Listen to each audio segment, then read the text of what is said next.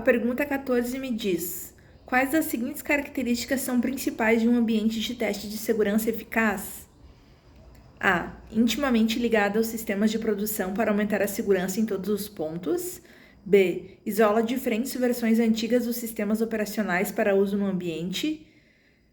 C. Imita um ambiente de produção em termos de direitos de acesso. Ou D. Inclui todos os plugins do ambiente de produção, bem como outros plugins que não estão no ambiente de produção para garantir a configuração mais abrangente. Essa daqui é o objetivo 341, compreender os elementos chaves e as características de um ambiente de teste de segurança eficaz. E a resposta está na página 53, na seção 341, elementos chave e características de um ambiente de teste de segurança. Então, ali no finalzinho da página 53, ele me diz que os principais atributos para um ambiente de teste de segurança são os seguintes: isolado de outros sistemas, completo, o ambiente total deverá refletir o ambiente-alvo produção. Ou seja, é a letra C, imita o ambiente de produção em termos de direitos de acesso. E aí ele me diz que C está correto porque o quanto mais próximo o ambiente de teste imitar a produção, mais válido será o teste. Isso é particularmente verdadeiro quando se trata de acessar direitos e configurações de delegação. A não está correto porque o sistema não precisa estar e provavelmente não deve estar conectado. B pode ser útil, mas não é uma característica principal. D não está correto porque inclui plugins que não estão em produção, que podem resultar em falsos positivos e falsos negativos nos testes. Pergunta 15. O que é uma preocupação significativa ao buscar aprovação para as ferramentas de teste de segurança? A. Alguns países proíbem o uso de certas ferramentas de teste de segurança. B. Garantir que o processo de aprovação de ferramentas de teste de segurança possa ser ignorado com exceção, nos casos em que um evento malicioso esteja em andamento. C. Os riscos da ferramenta raramente são conhecidos antes de serem adquiridos e são melhor descobertos quando as ferramentas estão em uso. Ou D. Como os riscos das ferramentas de teste de segurança são geralmente conhecidos, não há necessidade de uma estratégia de mitigação. Essa aqui é o objetivo 342, compreender a importância de planejar e obter aprovações antes de realizar qualquer teste de segurança. Acho que é isso, minha letra tá meio difícil de entender. E a resposta está na página 54. Em 342, a importância do planejamento e das aprovações em testes de segurança.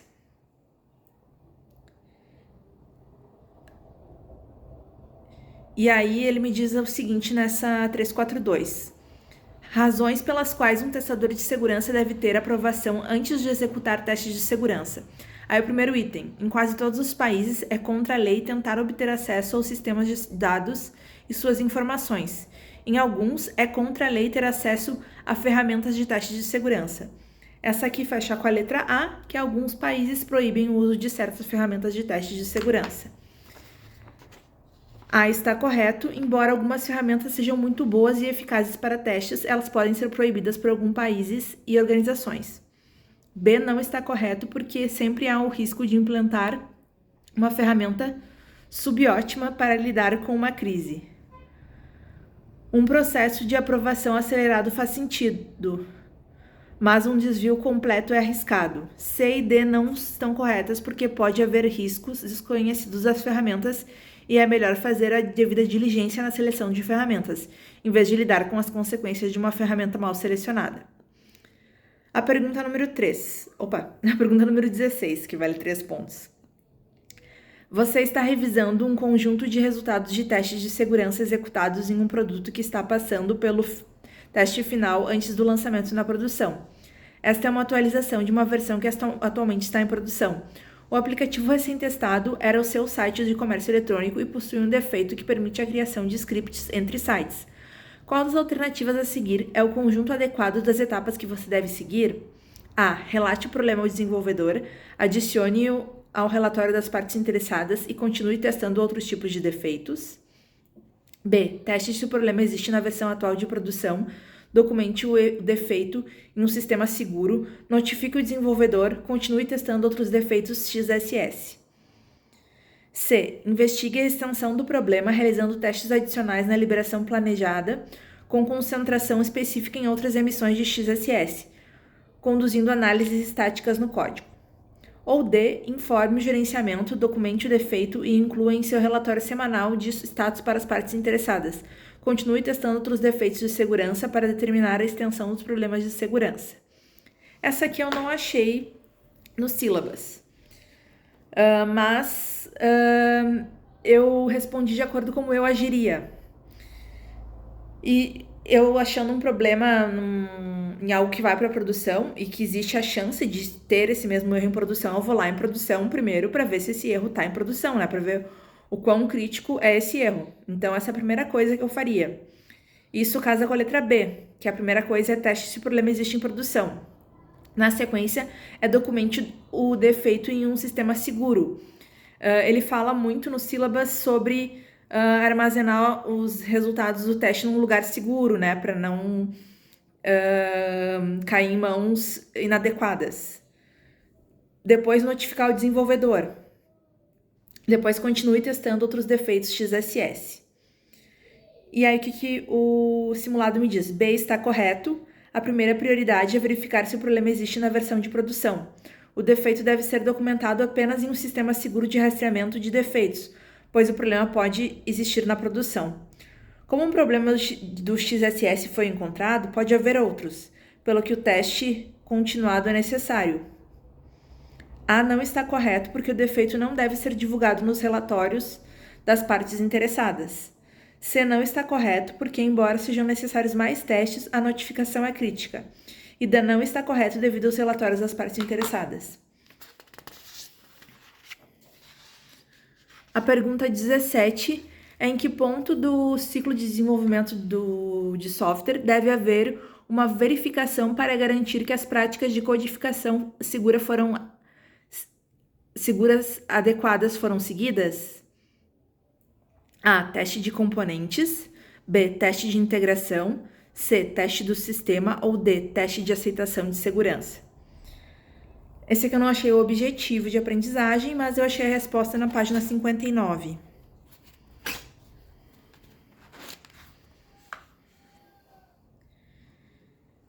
Na seção Implementação, as atividades de implementação incluem o segundo item, realizar teste de componentes para verificar a correção, a eficiência e a segurança da implementação. Isso fecha com a letra A, teste de componentes.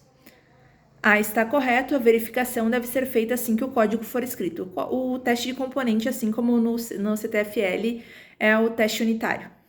É a mesma coisa, só que ele chama de teste de componente. Pergunta 18. Você foi solicitado pelo analista de negócios para ajudar na definição dos requisitos dos aspectos de segurança de um sistema.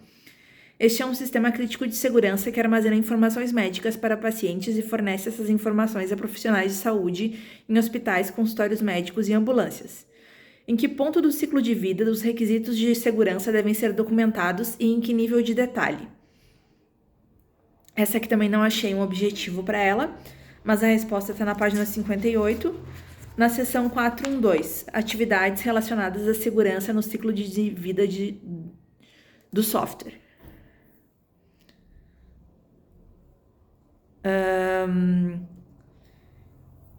Está em os objetivos dos requisitos incluem. E daí o segundo item é documentar as necessidades de segurança de forma detalhada e inequívoca, que fecha com a letra B. Eles devem ser documentados de maneira detalhada e inequívoca nos documentos de requisitos durante a fase de requisitos. B está correto. A não está correto, embora seja importante saber que os requisitos documentados sejam protegidos daqueles que não precisam saber. C não está correto porque, embora possam ser refinados no nível do projeto, eles devem ser capturados inicialmente durante a fase de definição de requisitos. E D não está correto porque os requisitos de segurança também precisam incluir práticas de codificação segura, etc. Então, essa daqui é, ele fala em que momentos os requisitos de segurança devem ser documentados e eles devem ser documentados justamente na fase de requisitos, né? Aqui todas as outras letras eles falam de outras fases, né?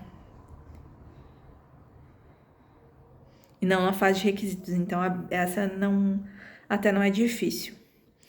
A 19. Uma deficiência foi descoberta na produção.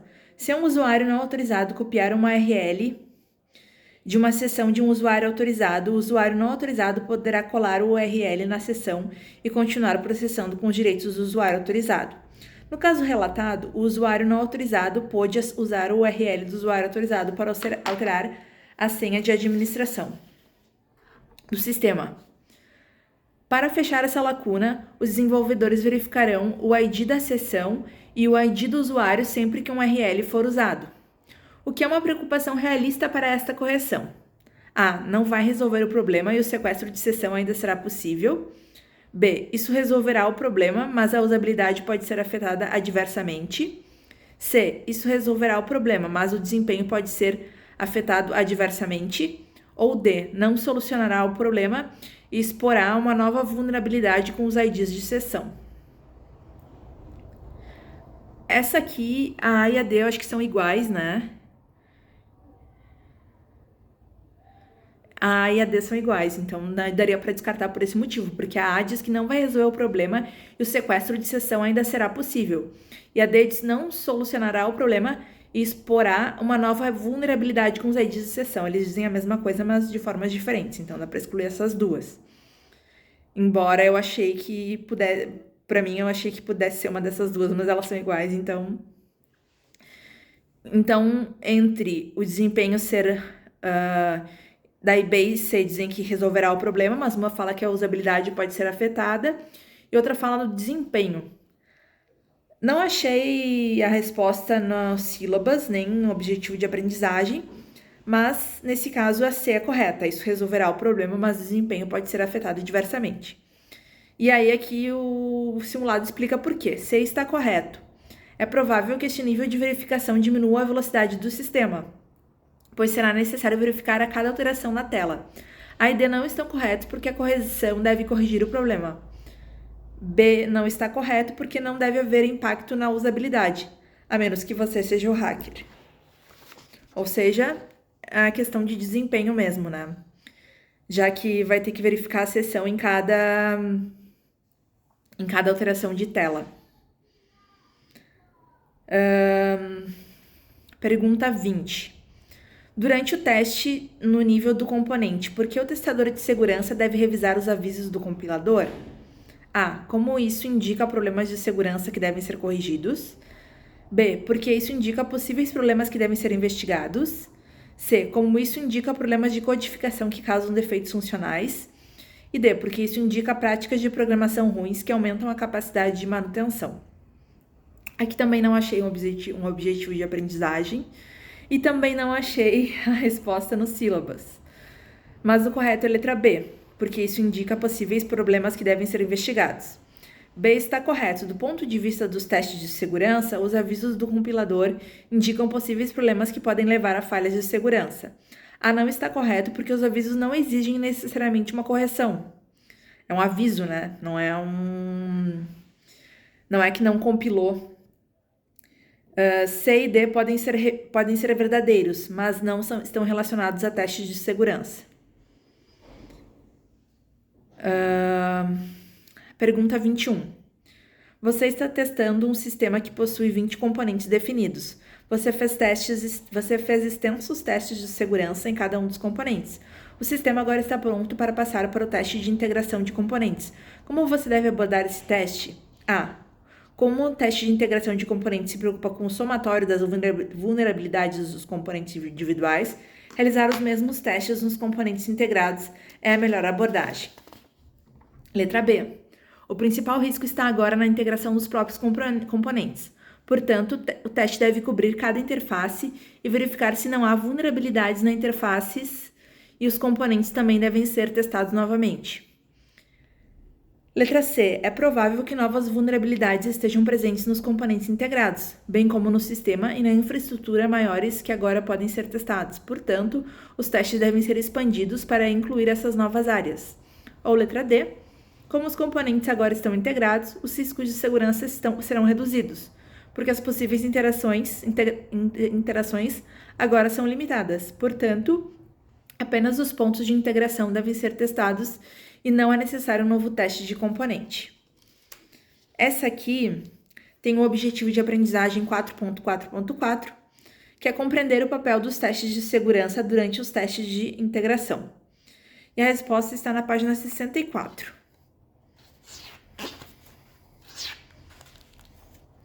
Na seção 4.4.4, que é teste de segurança durante o teste de integração de componente. E aí, o que ele me diz? Como componentes de nível inferior são integrados em subsistema e eventualmente sistema final, as possibilidades de violação de segurança não são simplesmente o somatório das vulnerabilidades em cada um dos componentes. Então aqui a gente já descarta a alternativa que diz que o teste de integração é o somatório das vulnerabilidades em cada um dos componentes. Em vez disso, novos vetores de ataque tornam-se possíveis devido às interações entre componentes e com elementos maiores do sistema e da organização. Isso aqui fecha com a letra A. C. É provável que novas vulnerabilidades estejam presentes nos componentes integrados, bem como no sistema e na infraestrutura maiores que agora podem ser testados. Portanto, os testes devem ser expandidos para incluir essas novas áreas. O simulado me diz que C está correto. Novas vulnerabilidades podem estar presentes nos componentes integrados e é provável que novas áreas de testes estejam disponíveis. A não está correto porque o teste de integração de componentes não é a soma dos componentes individuais. B não está correto porque o teste não deve ser limitado apenas às interfaces e aos componentes originais. E D não está correto porque os riscos de segurança provavelmente aumentam, não diminuem. Agora a pergunta 22, que eu achei que é a pergunta mais difícil de todas. Não achei, é do capítulo 4, mas eu não achei nenhum objetivo de aprendizagem para ela e também não achei ela no sílabus. E ela me diz o seguinte: você está criando casos de teste de segurança para verificar a injeção de SQL em um campo de entrada que permite até 5 caracteres alfanuméricos. Você está planejando aplicar o particionamento de equivalência para reduzir o número de casos de teste que você precisa executar. Dadas essas informações, qual das opções a seguir é o conjunto mínimo de entradas que você precisa usar para testar este campo? Letra A, 5 vezes a letra B. B. 1, 2, 3, 4, 5 e apóstrofe. B, um sinal de porcentagem, apóstrofe, arroba, AB123. Letra C, AB e AB123.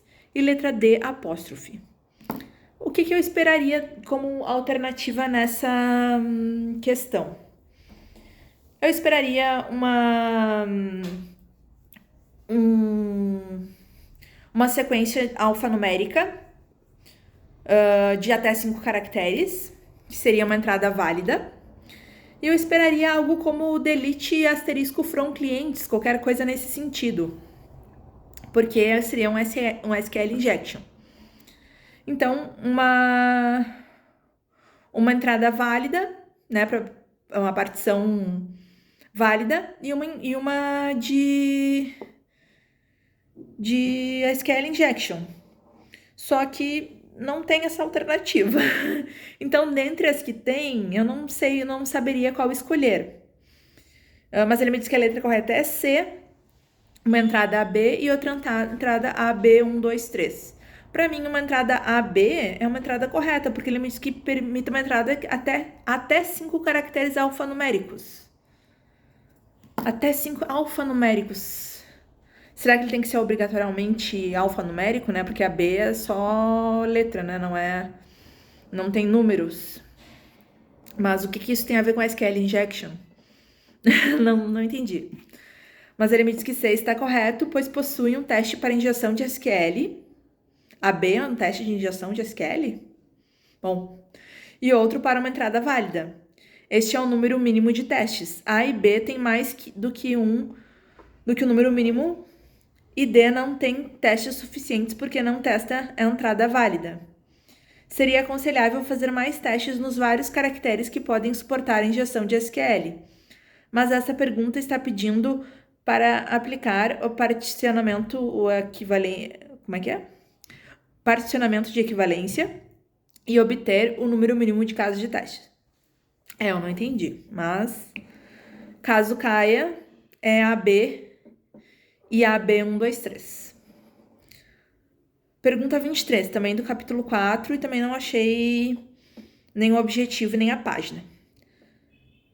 Você recebeu o seguinte requisito para teste de segurança. Um usuário poderá alterar sua senha.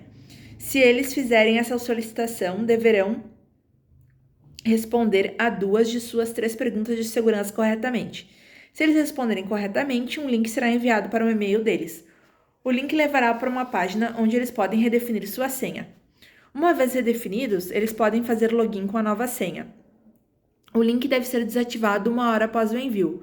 O usuário tem permissão para apenas 2 solicitações de senha sem redefinição, após o que precisará ligar para o suporte técnico. Bom, é isso que está escrito aqui, mas deve ter algum erro. Para outros erros, o ID do usuário está bloqueado e deve ser desbloqueado pelo suporte técnico. Qual das alternativas a seguir é a lista mínima de condições de teste para testar adequadamente a segurança funcional coberta por este requisito? Letra A. Usuário inválido, usuário válido, 2 respostas corretas, 2 respostas incorretas, bom e-mail, e-mail incorreto, reestabelecer com boa senha, redefinir com senha incorreta, link bom, link expirado, 2 pedidos sem restabelecer, 3 solicitações sem redefinição. Letra B. Usuário válido, 2 respostas corretas, bom e-mail, redefinir com boa senha, link bom, 2 solicitações sem redefinição. Letra C. Usuário inválido, 2 respostas incorretas, e-mail incorreto, redefinir com senha incorreta, link expirado, 3 solicitações sem redefinição. Letra D. Estouro de buffer em cada campo de entrada, injeção de SQL em cada campo de entrada, XXS na página de login e redefinir a página de senha. Usuário inválido, usuário válido, 2 respostas corretas, 2 respostas incorretas, bom e-mail, e-mail incorreto, redefinir com boa senha, redefinir com senha incorreta, link bom, link esperado, 2 pedidos sem reset, 3 solicitações sem redefinição. Bom, a letra B, ela só testa situações de sucesso. E a letra C, ela só testa situações de insucesso. Ou seja, dá para excluir essas duas. E daí a gente fica entre A e D. Só como ele fala assim, segurança, eu até dei ênfase, funcional, eu iria na letra A.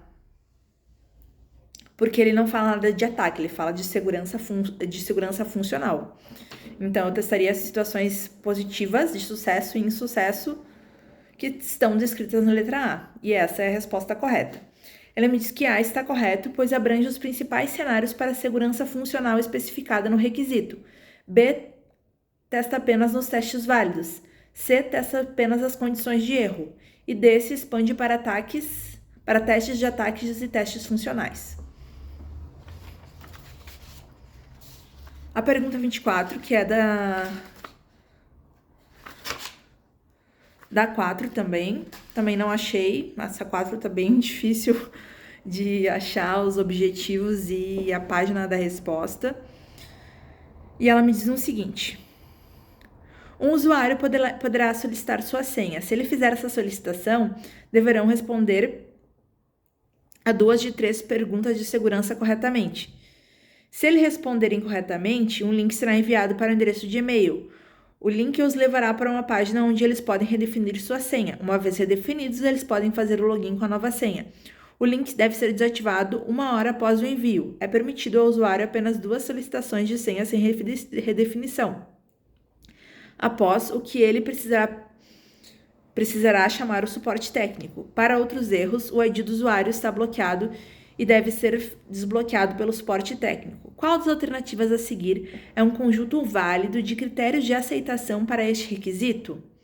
1. O usuário pode redefinir a senha se menos de 3 solicitações forem feitas desde a última redefinição e 2 perguntas de segurança forem respondidas corretamente, e o link é usado para redefinir e uma senha válida é inserida no prompt de redefinição. 2. Mais de 2 solicitações resultam no ID do usuário bloqueado. 3. Mais de 2 solicitações sem redefinir resultam no ID do usuário bloqueado. 4. Mais de 2 perguntas de segurança perdidas resultam em um erro. 5. Mais de 2 perguntas de segurança perdidas, o ID do usuário está bloqueado. 6. Se o erro de e-mail for recebido pelo sistema, o ID do usuário será bloqueado. 7. Se uma senha inválida for inserida na redefinição, o usuário será solicitado com as regras apropriadas. 8. A senha de redefinição pode ser usada para fazer o login no sistema. Nossa, essa é cansativa. Essa aqui eu fui por eliminação. Eu olhei as alternativas, eu achei mais fácil olhar as alternativas e ver o que tinha ali do que ler de novo e comparar número por número com a descrição, com a pergunta, né? Então, o que eu vejo aqui quando eu vejo as respostas? Em todas as respostas, eu tenho o número 8.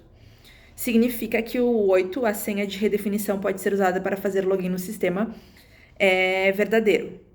Depois eu pensei assim, a 7. Vou olhar a 7, porque a 7 eu tenho ela em A, B e C e não tenho em D.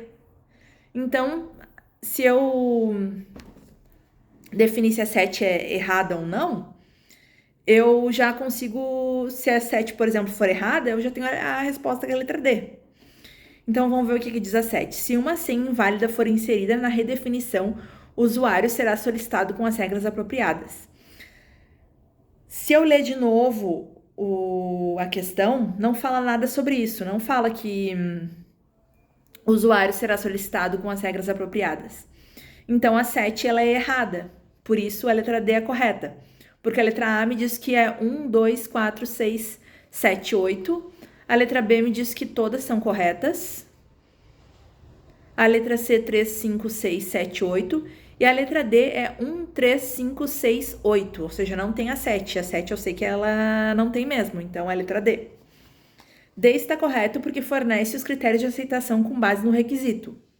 7 é tentador e seria lógico, mas não está especificado no requisito. Exatamente, não fala nada na descrição da pergunta. Os outros não estão corretos porque não contêm os critérios adequados. 2 está incorreto, onde 3 está correto, 4 está incorreto, onde 5 está correto. Que justificativa estranha. Mas é a letra D. Pergunta 25. Essa é do capítulo 5, também não achei objetivo de aprendizagem, nem em qual página está. Vamos então à questão. Você está implementando procedimentos para avaliar a proteção do sistema em um esforço para testar a eficácia de segurança do sistema. Que procedimento você pode seguir para garantir que os mecanismos de proteção implementados estejam funcionando conforme o esperado? A. Monitore de perto vários relatórios e métricas de desempenho de segurança para determinar se o nível correto de acesso de autenticação é alcançado. B. Audite com frequência a autenticação forte para garantir um alto nível de proteção contra invasões o tempo todo. C. Avalie os componentes de hardware que foram reforçados e compare-os com os outros componentes de software reforçados para garantir o equilíbrio. Ou D. Recrute um hacker conhecido para realizar uma avaliação independente da eficácia da proteção. Essa aqui, a resposta correta é a letra A. Monitore de perto vários relatórios e métricas de desempenho de segurança para determinar se o nível correto de acesso e autenticação é alcançado. E ele me diz que A está correto, existem relatórios e métricas de desempenho de segurança disponíveis que podem ser usados para determinar se você atingiu o nível certo de proteção. B não está correto porque a autenticação forte é apenas um aspecto do fortalecimento. C não está correto porque o equilíbrio não é necessário. As áreas mais críticas podem garantir um melhor endurecimento. E D não está correto porque existe o perigo do hacker não lhe dizer o que foi encontrado.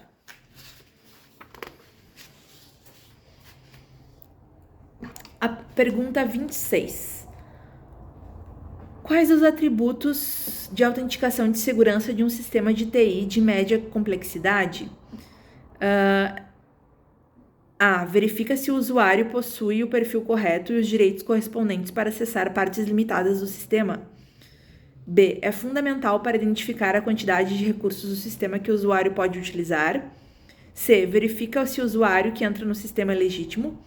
E D. Ele usa as credenciais comuns entre os usuários para obter entrada no sistema.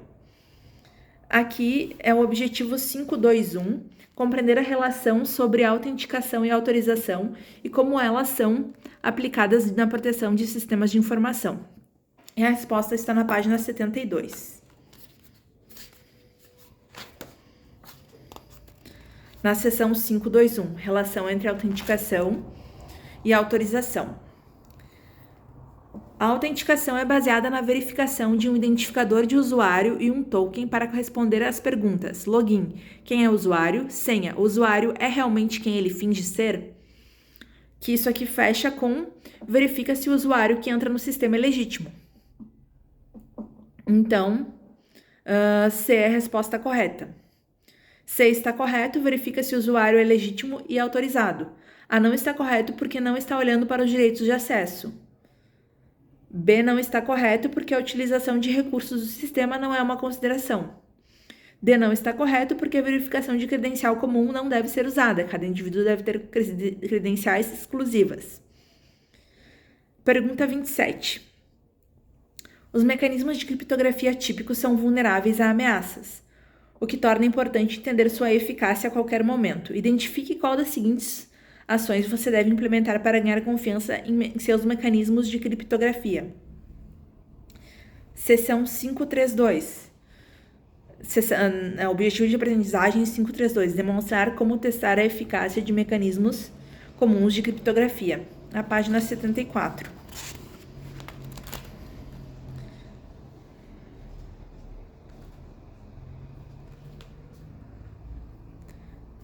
Os testes para mecanismos de criptografia devem incluir testes para vulnerabilidade de modelagem, avaliação de que os modos corretos são usados na criptografia simétrica.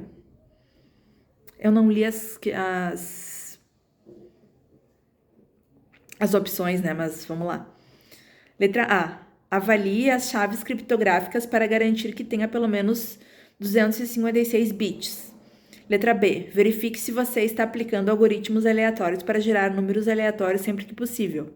Letra C. Desenvolva testes para garantir que a criptografia simétrica seja usada nos modos certos. Letra D. Remova todos os protocolos WEP para ver o desempenho do sistema. Então, a correta é a letra C. C está correto de acordo com o plano de estudos. A não está correto porque um número mínimo de 768 bits deve ser usado. B não está correto porque o algoritmo aleatório é fácil de decifrar. D não está correto porque os protocolos WEP devem ser deixados no lugar, não removidos. Pergunta 28. O que é verdade sobre o relacionamento entre um firewall e uma zona de rede? A. A zona de rede e o firewall concentram-se no tamanho dos dados que estão sendo transmitidos. B. Uma zona de rede se comunica através de opções de protocolos seguras, enquanto um firewall garante que esses protocolos sejam seguros. C. Uma subrede pode ser considerada uma zona de rede, e um firewall pode ser um software de monitoramento de tráfego. Ou D. Uma zona de rede bloqueia o tráfego malicioso de uma zona não confiável que o firewall não filtra. Aqui é o objetivo de aprendizagem 5.4.1, compreender o conceito de firewall e o uso de zona de rede e como elas são aplicadas na proteção de sistemas de informação. A página 54. Na seção 5.4.1, compreendendo os firewalls. A principal tarefa de um firewall é controlar o tráfego entre diferentes zonas de redes confiáveis, filtrando os dados que trafegam na rede. Uma zona de rede é uma sub-rede identificada com um nível de confiança. Então, isso fecha com a letra C. Uma sub-rede pode ser considerada uma zona de rede. E um firewall pode ser um software de monitoramento de tráfego. C está correto de acordo com o plano de estudos. A está incorreto porque as zonas de rede não se concentram no tamanho dos dados. B não está correto, as zonas de rede fazem parte da configuração do firewall e definem o fluxo autorizado de dados entre as redes. E D não está correto porque o firewall bloqueia o tráfego e não a zona de rede. 29. Qual das seguintes opções você aplicaria para testar com mais eficácia as habilidades de uma ferramenta de detecção de intrusão?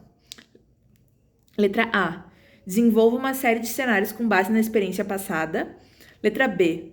Use testes que gerem tráfego malicioso para adicionar novas especificações intrusivas. Letra C. Aplique-o a situações de tráfego malicioso conhecido. Ou letra D. Use-o em conjunto com outros produtos IDS quando possível.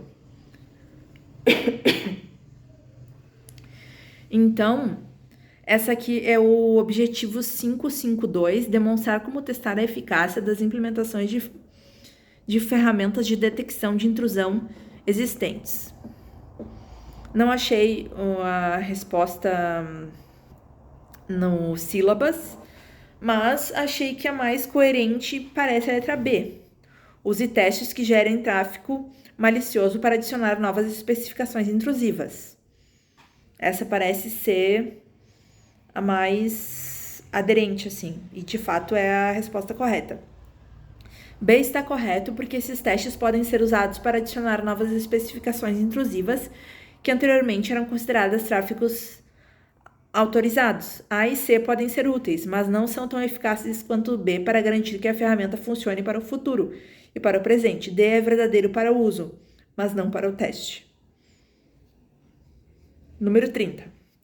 Qual das alternativas a seguir é uma das principais desvantagens das ferramentas de verificação de malware? A. Eles detectam apenas certos níveis de malware. B. Eles podem detectar apenas malware conhecido pela ferramenta.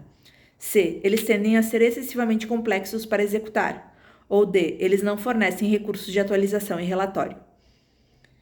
Essa aqui é o objetivo 561, compreender o conceito de ferramentas de varredura de malware e como elas são aplicadas na segurança de um sistema de informação. E a resposta está na página 77.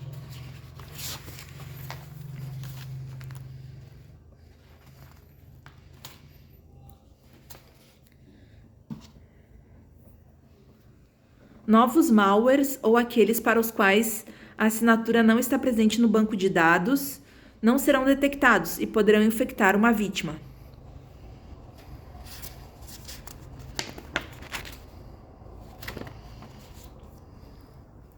Isso, né, de que novos malwares ou aqueles que não estão presentes no banco não são detectados, casam com a letra B, que é eles podem detectar apenas malwares conhecidos pela ferramenta. O que é até um pouco óbvio, né? Como é que uma ferramenta não conhece um malware e vai identificar? Podia usar uma heurística? Podia, né? Mas aí pode... Bom, mas essa tem mais ou menos a resposta aqui na página 77.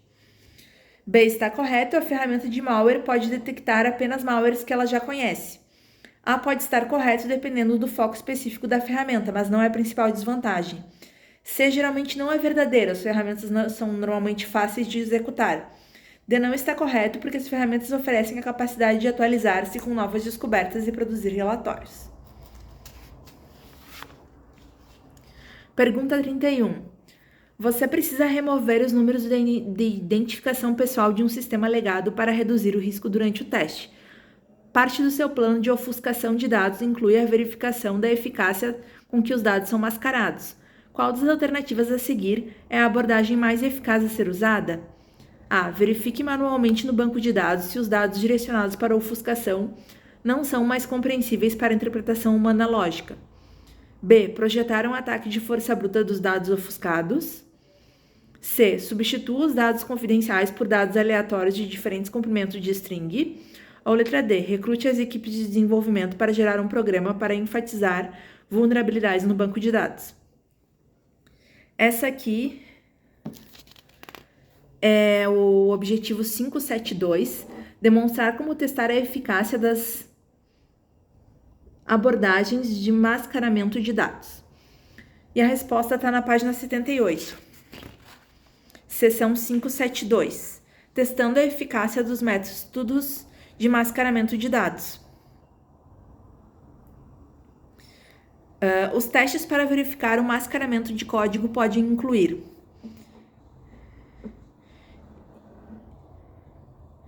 engenharia reversa do código e ataques de força bruta. E aí, esse segundo, que é ataques de força bruta, fecha com a B, que é projetar um ataque de força bruta nos dados ofuscados. A A não teria cabimento, né, porque é verificar manualmente no banco. Então, de qualquer forma, a B é mais coerente mesmo. B está correto de acordo com o plano de estudos. Uma força bruta ou ataques de dicionário podem ser usados para verificar se as informações pessoais ainda estão acessíveis. A não está correto porque geralmente não é viável devido à quantidade de dados e ao mesmo tempo necessário. C não está correto porque este é mais um exercício de anonimato. Além disso, o comprimento do campo pode ser limitado, portanto, isso pode corromper os dados. D não está correto porque não estamos tentando forçar o teste do próprio banco de dados.